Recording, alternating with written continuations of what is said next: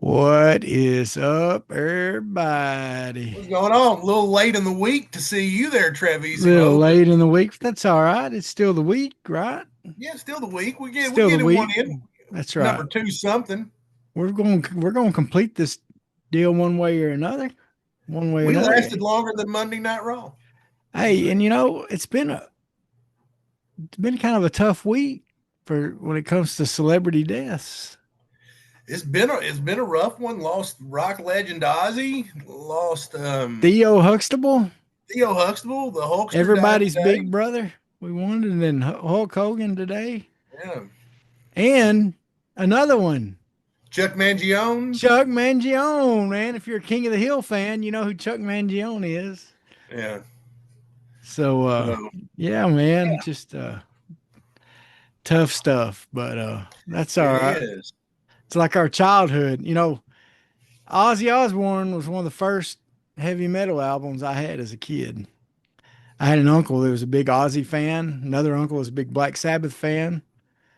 So man, I had a Ozzy Bark at the Moon was one of my first albums I had. Kind of a little known. And then also one time, I'm really proud about this, Clint. You'll be impressed with this. Yeah. I used to work at this camp, Super Summer. Used to do Super Summer at Yeah, I Washita with remember them. Super Summer. It Yeah. was a put on by the Arkansas Baptist State Convention, right? And I was in charge of the junior high group. I had about 100 junior high kids, right? And you have a theme for each of those, for each of your, there was like 10 of those. They're called prime times.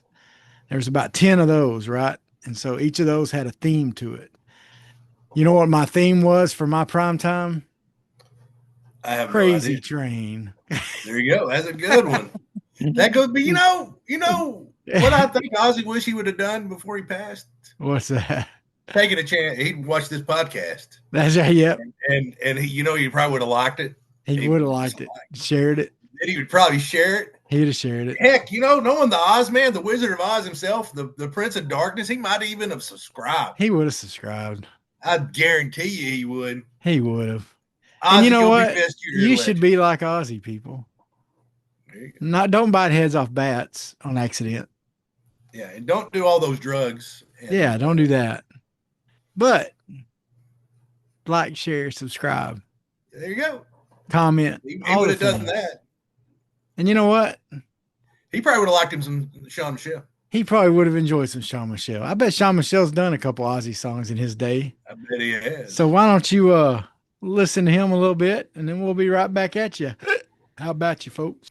1, 2, 3, 4. You ever seen a lame man walk? Ever heard a dumb man talk? Ever seen a blind man see? I promise you a change his thing. You ever seen a cancer dead? Ever seen all the poor get fed? Ever seen a prisoner set free? I promise you a change his thing.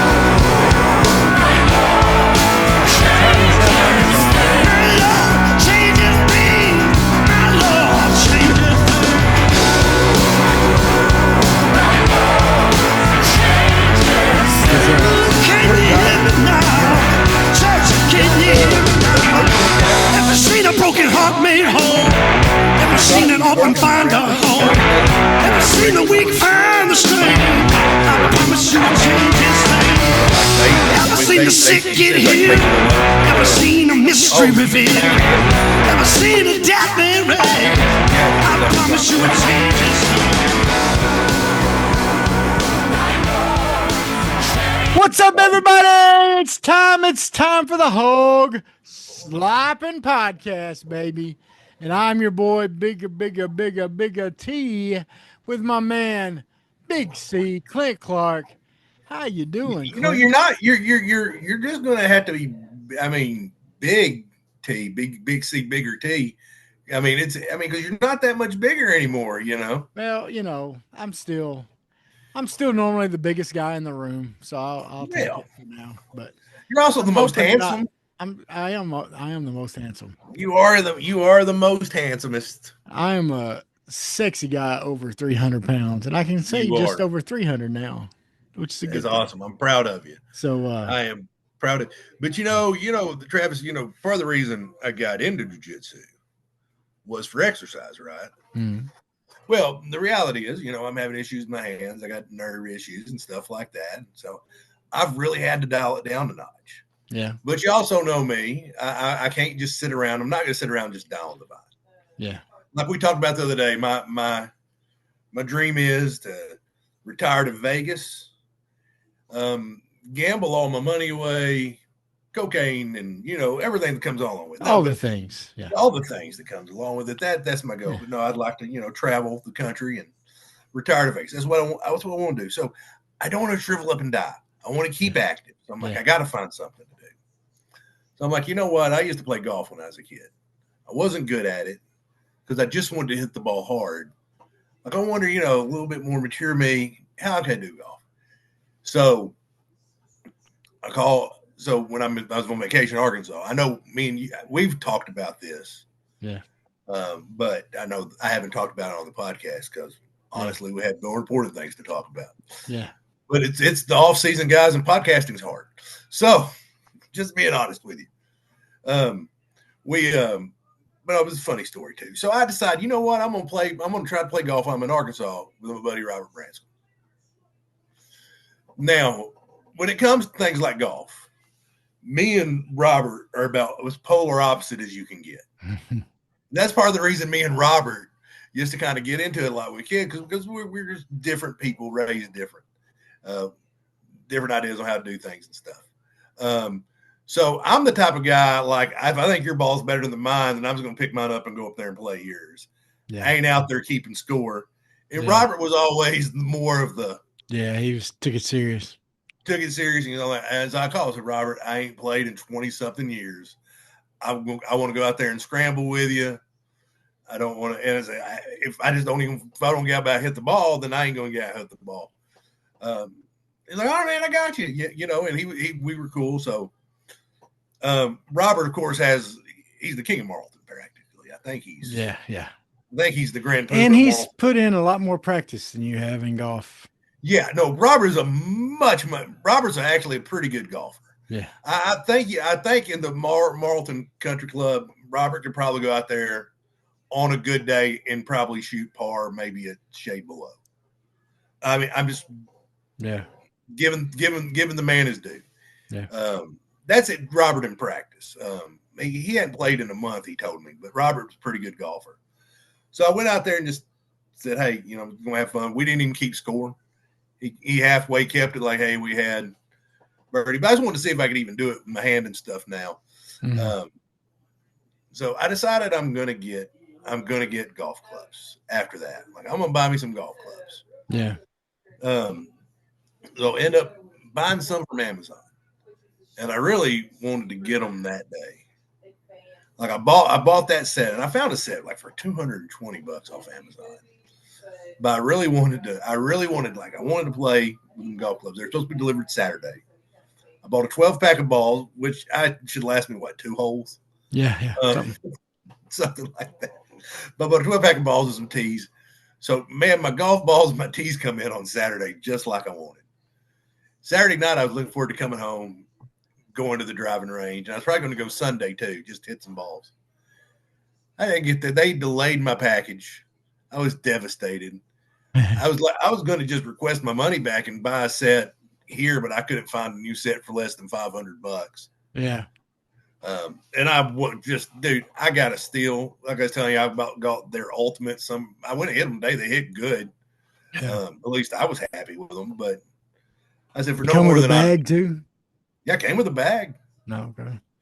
Had a 1-3-4 wood, and I believe a 6 through a pitching wedge and a putter for $200-something bucks. For $229. That's cheap. No, I am like, if they're trash, so yeah. I went over to the to the driving range. There's actually a driving range right across work. So I actually went and hit balls today. And it, like I tell you, it's hot in South Texas. Yeah. And I was wearing my work uniform, which I wear khakis. And I was like, God, this is miserable out here. Yeah. But but I enjoyed getting out there hitting the balls. But no, I went in there on Sunday, like maybe I could find a used set here.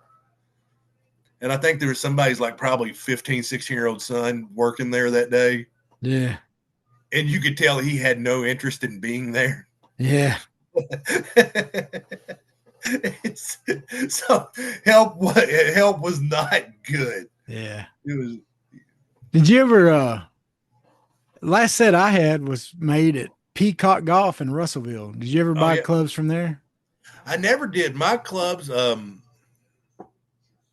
Robert Glover, who went to church at Mount Olive, he used to make clubs, and my dad got me a set from them. Yeah.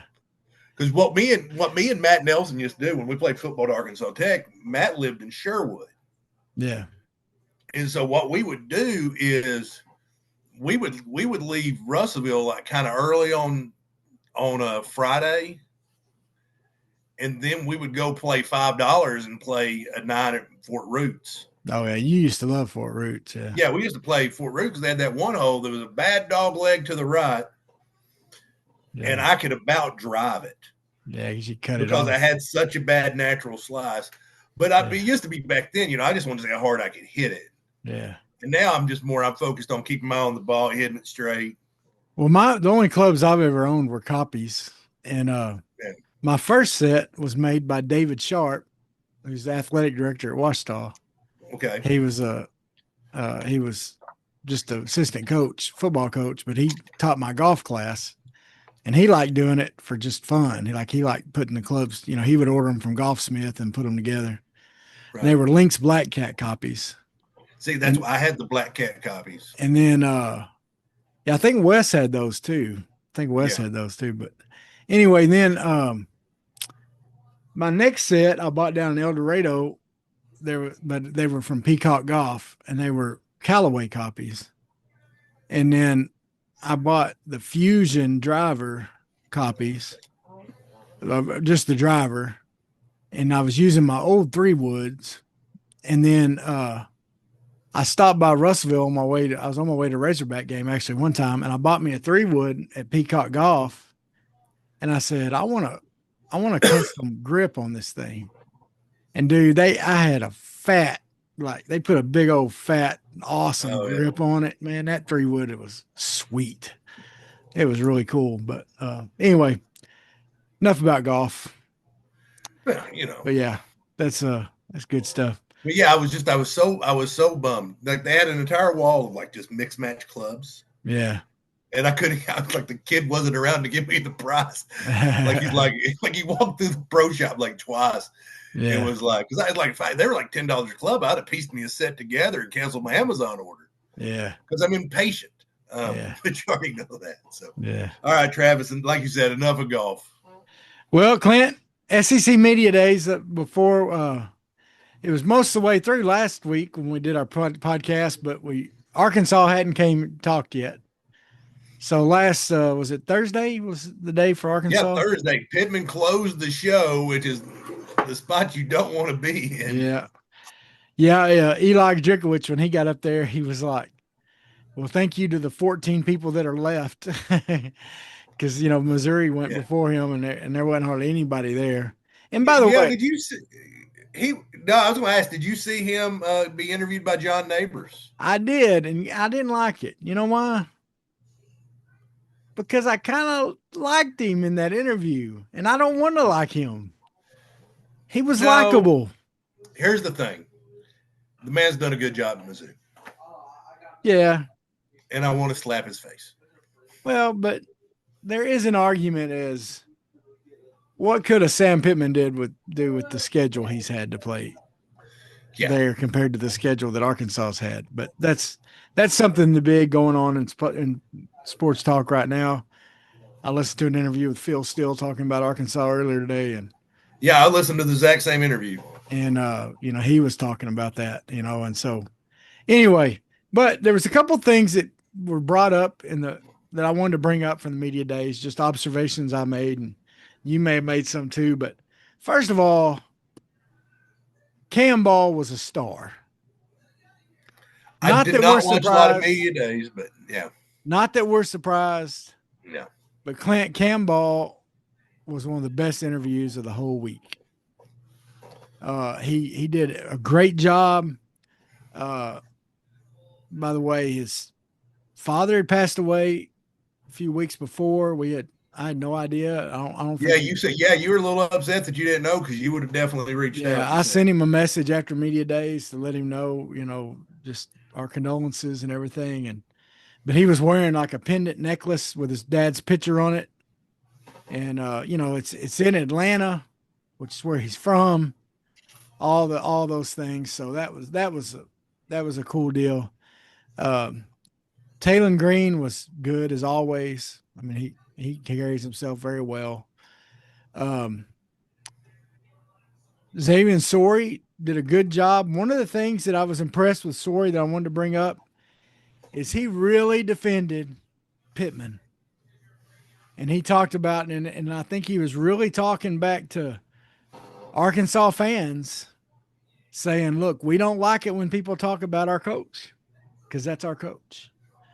And, it's mostly people in Arkansas that are talking about how Pittman needs to be fired and he needs to go and everything like that. And he may need to, I don't know, but it's still, it's hurting a lot. It's really hurting. One of the things Pittman did talk about was that's hurting in-state recruiting. He said it's not really hurting out-of-state recruiting. He said it's hurting in-state recruiting. I can see that, can't you? Yeah. Well, because of course, I'm on all Arkansas social media and stuff, so I see stuff. But I'm also living in South Texas now, so I don't have it every time I turn on the radio. It's not like because your natural reaction is to go over to like 103.1037 the buzz, see what they're talking about. Yeah, and I think Pittman's one of the most respected coaches in football, and I think he's done a lot with what he's been dealt. Yeah. We need to remember what the man walked into. Oh yeah. He walked into winless, hadn't won a SEC game in 2.5 years, been even longer since they'd won a home SEC game. And everyone wants to point to that 3-7 season, but that 3-7 season, you could have Nick Saban coaching that team, they would have still went 3-7. Yeah. I mean, that was that schedule because that's that all SEC schedule. So, but it's good to see that they like. Well, but even on that, he got the first SEC win in a long time. We hadn't. What was it? A couple of years before that, we hadn't had a SEC win. But here's the truth of it, Clint. Whether right or wrong, people nationally don't have the expectations that Arkansas fans are going to have. Whether right or wrong, that's just the way it is. So that's going to happen. And it's probably the same in most every state. So, but fans do need to realize that the stuff they put on social media, the stuff they put out there, these local kids especially, they hear that stuff. They see that stuff. They know, and it hurts in being able to get players. And then, so what does that mean? Does that mean you don't have freedom of speech? No.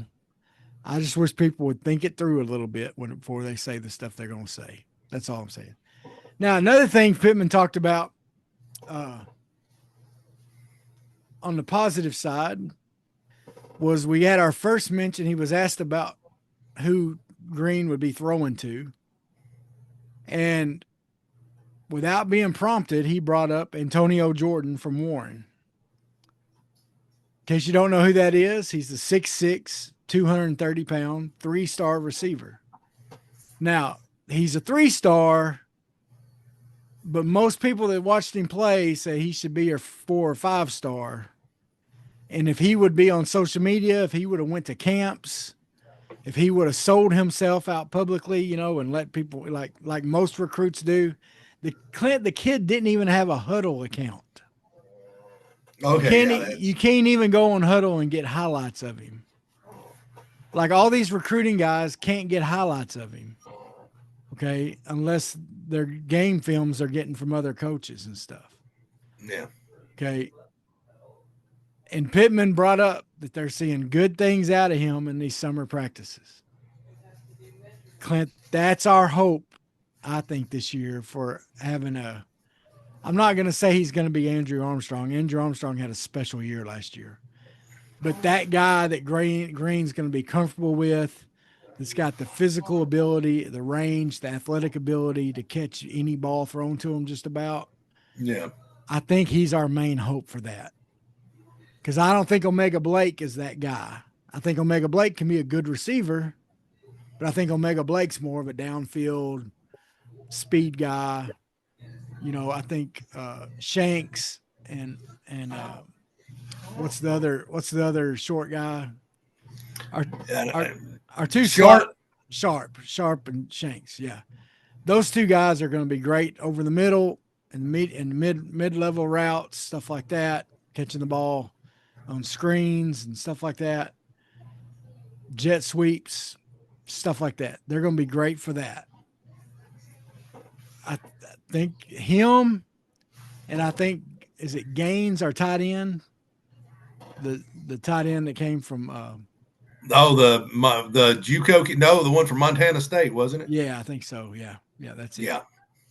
Yeah. No, and then plus you got was it Platt from A&M? Texas A&M, yeah. So which Platt's the more well-rounded. He's the guy that's going to be blocking and passing, and blocking and catching.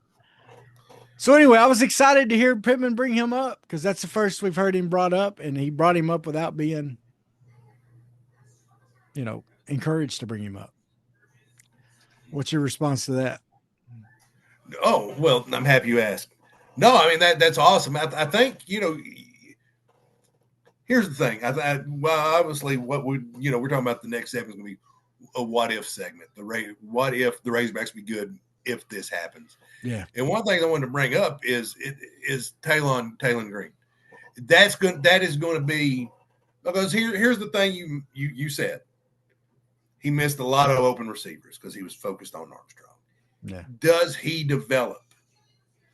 And I tell you, I did some research earlier, Travis. Well, do you want to talk about that when we get to the what if? The what ifs? Yeah, but that's what I'm saying. But I'm hoping that he develops and that he has more of a more. It's more than one guy, because I'd a whole lot rather see like three or four guys around. Maybe have an 800-yard guy, 700-yard, and six, and a 400. I'd rather see the ball distributed more, because Tesla was open a lot last year. Oz was open a lot last year. So I hope, and I, it's hard to say. And by the way, poor Luke Oz. Did you hear about him? No, I've not heard about Luke Oz. He got injured. I think he's out for the year. Yeah, this is the second time in his career that he's going to miss a year. He'll get that. I mean, hopefully he overcomes it, but because I think he's a good kid. Yeah. But that's tough. I didn't like that he went to Ole Miss, but that's me. Yes, but he's going to get the injury prone moniker. Well, the last thing I wanted to bring up that Pittman said, and this one's kind of a big one. Well, but it's something we've talked about a little bit, quite a bit actually. Is he, of course, brought up the revenue sharing. And one of the things he said was he feels like Arkansas will be on an even playing field now with all the rest of the teams because of revenue sharing. And Clint, I have a problem with that way of thinking. And here's my problem. Because everybody has that money, that same amount of money. So yeah, they're going to be able to pay more people. Okay. They're going to be able to offer more people, but so is everybody else. And what's going to separate Arkansas from Texas, from A&M? By the way, it came out last week that A&M paid their football players $51 million last year. $51 million, Clint. And the Miami Marlins roster is $47 million. Exactly. So, but here's the thing. What's going to separate them is those other NIL deals separate from that. And there's other schools that are still going to be able to kick our tails in that. So I don't think just because we're getting, $18.5 million is what we're going to have to spend once we give $2.5 million to to scholarships. So $18.5 million that every school is going to be able to spend if they want to, if they have it. Okay, because it's profit sharing. That means they can spend up to that much amount of the profits they get from their deal, from what they make, from TV deals, from whatever. In the SEC, they're going to have that much, so that they're going to have that. But see, everybody's going to have that. Everybody's going to have that. So it'd be like me and you going into Walmart as kids and saying, okay, see who can get the best toy. And our moms give us $20 a piece. Well, neither one of us have an advantage. Right. But if I got an extra $5 in my pocket and you don't have an extra $5 in your pocket, then who's going to get the better toy? Well, and I also think that's one of the things that maybe Pittman's referring to. I think they've been working on the NIL stuff. I think they realized they were behind and they've done some work to catch up.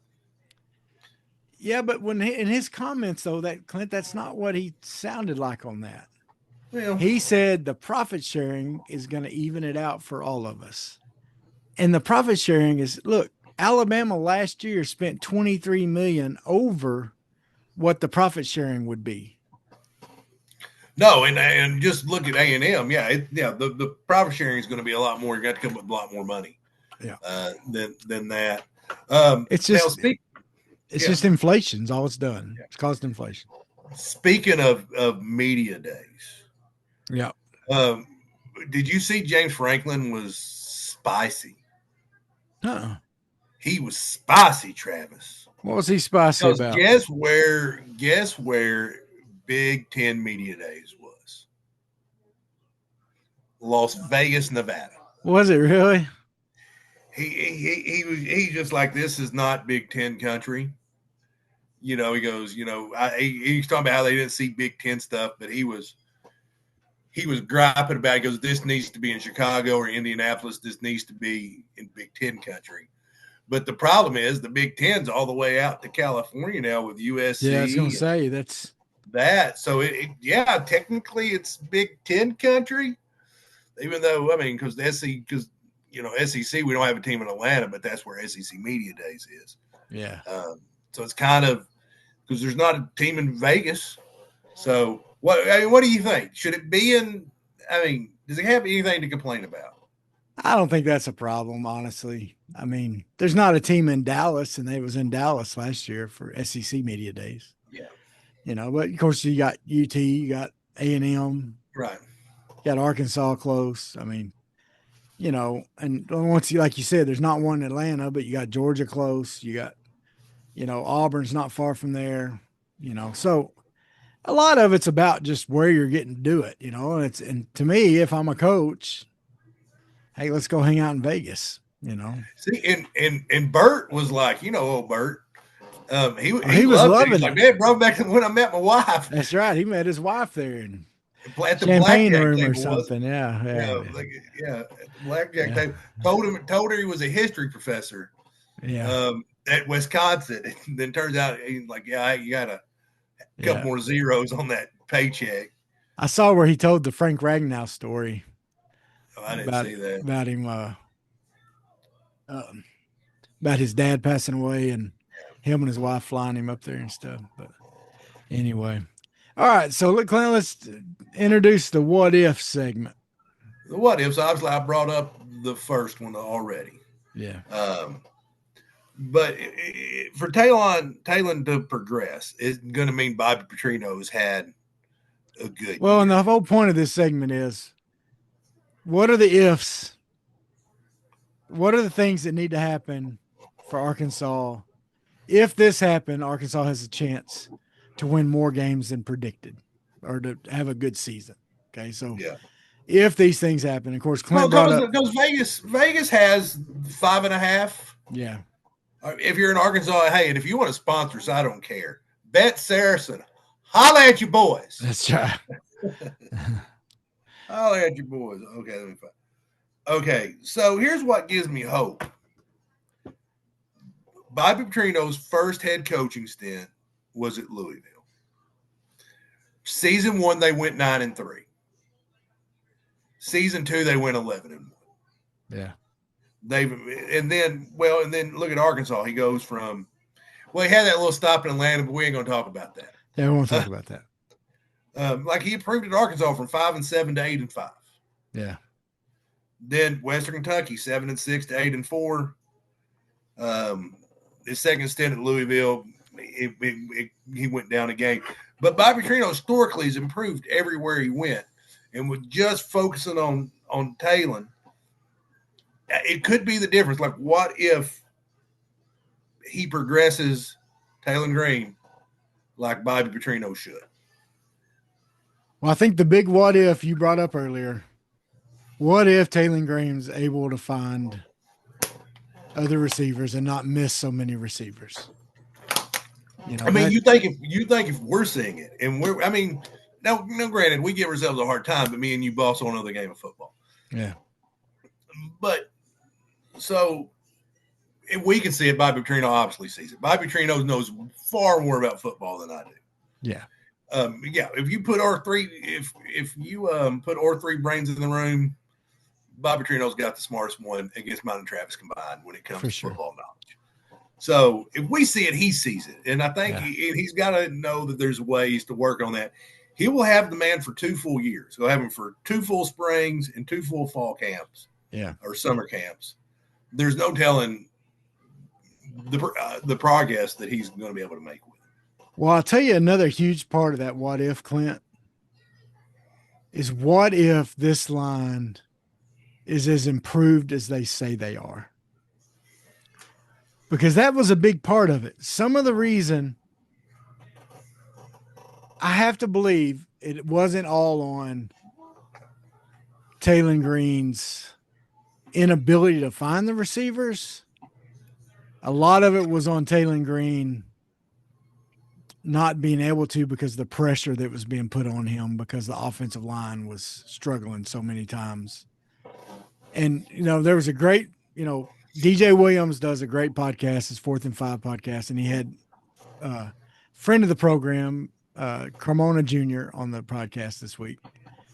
And he talked to him, and Carmona said one of the big problems we had was communication. And we didn't, that's why there was, so much pressure in the A gaps a lot of times. That's a communication breakdown. There's no reason there should ever be pressure in the A gaps. Yeah. Or free men coming in the A gaps and we've said that on here. But it was good to hear him say that. And he feels like that because the guys they brought in, even though they got new guys and you're still trying to get those guys to, work together, the guys they brought in have played a lot of football, Clint. Well, if you look from left to right, the starting offensive line, as we all think it's going to be, is Corey Robinson was probably one of the best offensive linemen in the portal. He was rated the best pass blocking. Yeah. Yeah. He's written an ink at left tackle, I believe. Yeah. I think we can tattoo that one in. Yeah. Then you've got friend of the program, Carmona Jr., left guard, moving inside. Yep. Last year when it seemed like when they struggled a little bit at left guard, especially when Blackenstock was over there. There was definitely a huge difference when Kudus was in there. Yeah. That center, I believe, Cody Kettler. And he's played a lot of ball. Kettler, I believe. Central Florida, yeah. Central Florida. They say he's an upgrade. Never given up a sack at center. Yeah. And then probably Marion Harris playing right guard. More than likely, yeah. More than likely. He was solid inside at guard. Like, I really liked him. You could definitely tell. And then right tackle, Shaq McCrory. And Shaq is he's probably the best physical specimen of the bunch, but he's the least experienced of the bunch. And you still got Blackenstock, even though I kind of ragged on him a little bit. You got him and Branham, who's played some football. So you got guys. Yep. You've got a good 7 or 8 that I think Edmonds. Yeah.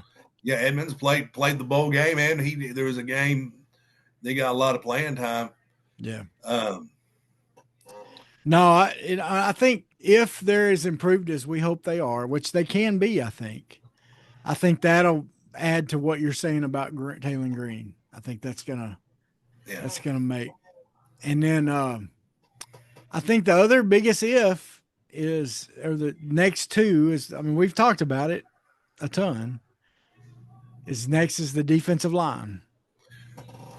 Well, no, I If you agree can with get you. people to step up on the defensive line, if the defensive line is truly better than what we're thinking they're going to be, if they're Here, Travis, I can agree with you because my what if was, what if the defense is just as good as it was last year? yeah, Not better, just not worse, just as good. If they're just as good.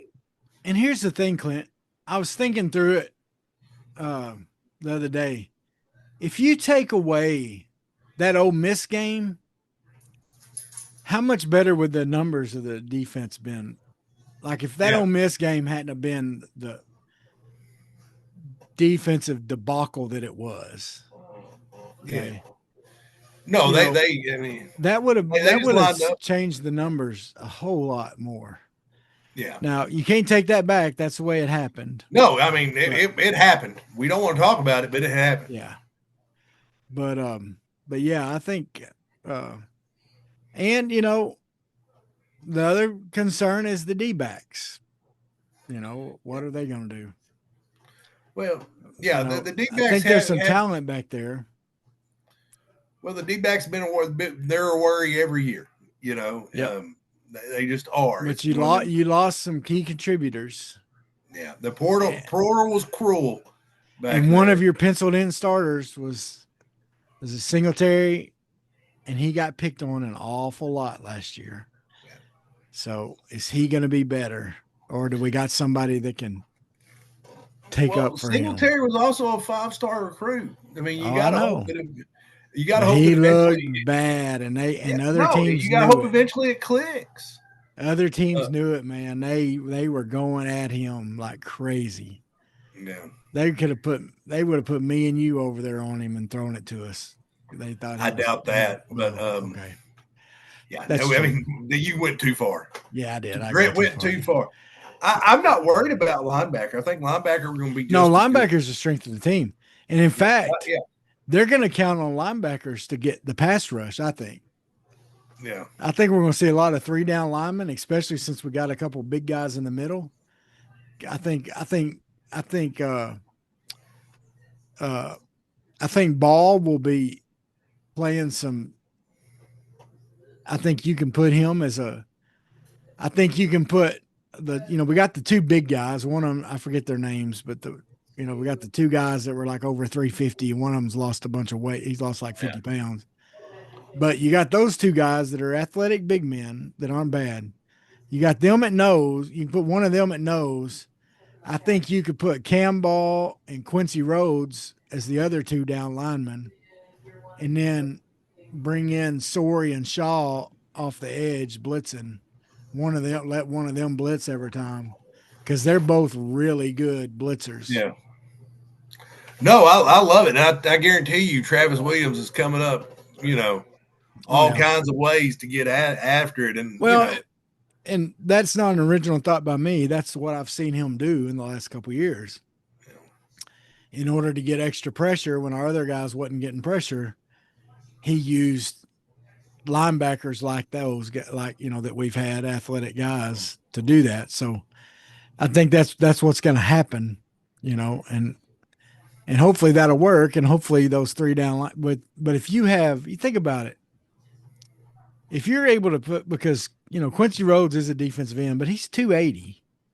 Okay. You got Cam Ball can play defensive end. He's 320.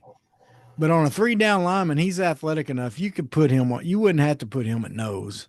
Yeah. And then you got another nose guy that's either 320 or 350, depending on which of the other two guys you have, those sophomore guys. That could be a decent run-stopping defensive line in a 3-man front. You know what I mean? And then if you got linebackers, put 4 linebackers in there, because you got your starters. Then you got was it the great linebacker we had last year, or there's a freshman last year, Tavian. Oh, You know what I'm talking about or whatever, but they're talking about big things from him too. So, yeah. Well, Clint, we talked a little bit last week about where some of our, where the draft happened. Now we've had signings of some of our baseball players. And did you see the money they got? I did not. I know. What was Malloy got $8 million? Was that something like that? Oh, well, Hiva Aloy got a $3 million. Okay. He got let's see. Sorry. Both Wahiva Aloy and Gage Wood got over $3 million in signing bonus. Okay. No, I was thinking because Matt Holliday's son got drafted, Ethan Holiday. Yeah. And apparently he'd had another son get drafted like a couple years ago. Yeah. So anyway, the first son's signing bonus was $8.25 million. Oh, wow. And this son's was $9 million. Wow. Must have been like a top pick. Yeah, they were like top. But I was looking at something crazy the other day, because, I'm sorry to interrupt your story, but I was just, you kind of brought up the draft. Like, I saw where Yadier Molina's son is getting, like, he's been offered by university here in Texas. But could you imagine just lining up to try to steal, like being like a high school kid, like I don't want to steal on this guy, and it's Yadier Molina's son behind the plate. Yeah. like his uncle, it's like his uncle was a catcher, and his other uncle was a catcher. His dad was a catcher. Yeah. His grandfather was a catcher. His grandfather's father. It's in his blood, yeah. Well, and then today, I think, was it today or yesterday, Zach Root and Davalon both signed with the Dodgers, and they got around $2 million. Yeah. So, boys are making some bank. No, good for them. And then come to Arkansas because you get, And then I did do a little texting with Cam Kozel the other day, and he's enjoying the Cape. He's rooming with Kahila Aloy, and Kahila Aloy won the home run derby at the Cape. So he hit like, I heard on the radio today, he hit like 30 something home runs or something during it or whatever, all together of the 3 rounds or something. Yeah. But anyway, if you're not following him, Cam's got a YouTube page now where he does fishing trips and filming some of his fishing trips. So it's pretty entertaining sometimes. So, but anyway, well, Clint, it's getting close to football season. It's getting close. You see some of the NFL camps are already opening up. Getting to see that, so I'm excited about. How about my Browns and their Dookie Brown uniforms, baby? Oh, dude. Okay, did you see the helmet unveil? Just first off, you got to fail. First off, you got a giant dude wop sitting there like, whop your butt, whop your butt, whop your butt, whop your butt. And then your photographer just falls in the water. Yeah, the guy's taking pictures and falls off the boat. They're doing it on the lake or whatever. Was that Lake Erie? I think so, something like that. But I can't remember which one of the Great Lakes is there. Yeah, I think it is Erie, but yeah, that's my Browns. They do a color, the color wash or whatever it's called, the uniforms. They're going to wear 3 times this year, and they're all Dookie Brown. And, the first time they've had a brown helmet, I think, in their history. And then the sponsor of the whole event is Dude Wipes. I mean, come on, man. That's not quite as bad as the Ophir season when they did the parade where they went in a circle. Hey, kids, take this to the bank from your Uncle Clint right now. Travis, I know you're a holy man, so cover your ears. Anyway, so when it comes time to bet on who wins the AFC North, take the Ravens. The other 3 teams in that division are dysfunctional. They are. The Browns are a hot mess. The Bengals, hey, let's piss off our number 1 draft pick by trying to insert language that's never been inserted before. And while we're at it, let's piss off our best defensive player. Yeah. All right. Yeah. And then Aaron Rodgers is going to Aaron Rodgers. He's going to Aaron Rodgers. And then now, you know what some of the scuttlebutt is that the Browns are setting up for their next head coach. And you know who they're saying that'll be? Deion Sanders. Nope. Oh, no. Okay. Nicky Saban. Well, here's why they say that. First of all, he was defensive coordinator there under Belichick. That's not that big of a draw. He's really good friends with Jimmy Haslam, the owner. Big time friends with him. And what was the other one? There's another connection there too. But anyway. Well, I would tell him I wouldn't risk my legacy by going. Yeah, no. Doing that, No. you know. I know it's fun as fans to talk about. Yeah.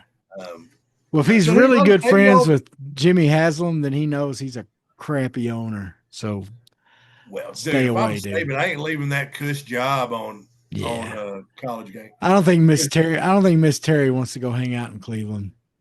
Who would? I mean, we've been there. There's some cool things. Like it's like, listen, I'll It's go the Rock and vacation. Roll Hall of Fame. Yeah, the Rock and Roll Hall of Fame, C. Brown Stadium. I mean, there's some cool stuff to do in Cleveland. I don't want to trash the city, but when I'm thinking about places to live, that's not Cleveland really, is not at the top of that list. Yeah, unless you're Drew Carey. Cleveland rocks. Cleveland rocks. Anyway, well, Clint, dude,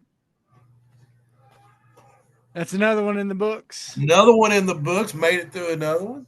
Folks, so close. Like, share, comment, subscribe on all the social media pages. Share it. Share a lot. We need you out there sharing this thing and letting people know. Let them know. It's good talk. Talk good slop. Yeah. We're laying out here. So, Clint, have a great rest of the week, buddy. Bye, everybody. Live it up in Texas. Yeah. Sweat, work, filthy, dirt, harvest, hurt, kingdom come. Sweat, work, filthy, dirt, harvest, hurt, kingdom come. Listen, that's why I sweat when I work. My hands get filthy down in this dirt. Won't see no harvest till I hurt. Crying your kingdom come. Listen, I wake up in the morning, I bow my head to pray. Mama told me if I don't, ain't nothing gonna change. These prayers breaking up hard ground so I can sow the seed. Ain't afraid of no aches and pain. Lord knows I gotta follow his lead. That's why I sweat when I work. My hands get filthy down in this dirt. Won't see no harvest till I hurt. Crying your kingdom come. Oh, I sweat when I work. My hands get filthy down in this dirt. Won't see no harvest till I hurt. Crying your kingdom come. Sun beating down so hard, I can barely breathe. Hard to sing a joyful song. The words got me on my